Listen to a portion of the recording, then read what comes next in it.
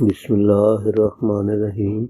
اشرافی بعض عادات و خصائل اور ان کا ہومیو علاج۔ سست کام کرنے کو جی نہ چاہے تو اس کے لیے یہ ادویات استعمال کریں۔ دو بوتلیں آپ نے بنانی ہیں، ایک بوتل کے اوپر لکھیں اے، اور اس کے اندر یہ دوائیاں آپ نے بنوا کے تیار کروا کے رکھنی ہیں۔ نکسومیکا 200، نیٹرامور 200، سیپیا 200، چائنا 200، یہ 200 ان کی طاقت ہے۔ کسی ہومیو سٹور سے 200 طاقت میں لیکوڈ فارم میں پاکستانی ادویات، یعنی لوکل ہوں، پاکستانی ہوں، اچھی فرم ہو، ولایتی اور باہر کی لینے کی ضرورت نہیں، وہ بہت مہنگی پڑتی ہیں۔ ایک ہی شیشی میں یہ 4 ادویات یکجا طور پر 20 ml کی مقدار میں بنوا لیں، اور ہومیوپیتھی کی گلوبیول، یعنی باریک باریک دانے جو ہوتے ہیں ان کو گلوبیولز کہتے ہیں، وہ گولیاں بھی لے لیں۔ ان گولیوں پر اس قدر چھڑکیں کہ گولیاں قدرے تار ہو جائیں، تو یہ چھڑک کر تیار کر کے رکھ لیں۔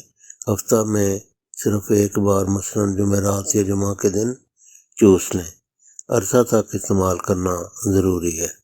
جو بی باٹل ہے اس کے اندر سلفر 200، کاربونیم سلف 200، گریفائٹس 200 طاقت، چیلیڈونیم 200 طاقت۔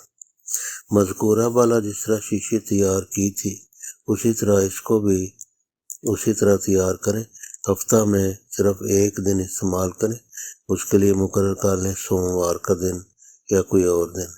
جس دن اے باٹل استعمال کریں اس دن بی کی دوائیاں استعمال نہ کریں، یہ عرصہ تک استعمال کرنی ہے۔ اس علاج کے دوران عطری فلس و خدوس 1.5 چمچ روزانہ نیم گرم دودھ یا چائے کے ساتھ استعمال کریں۔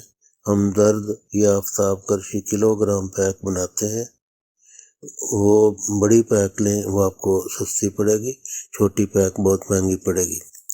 آپ نے بعض ایسے لوگ دیکھے ہوں گے جو سست، غافل و کاہل ہوتے ہیں، ان کا کام کرنے کو جی نہیں چاہتا، یہ اپنے اور اپنی فیملی کے لیے بوجھ اور تکلیف کا باعث بنتے ہیں۔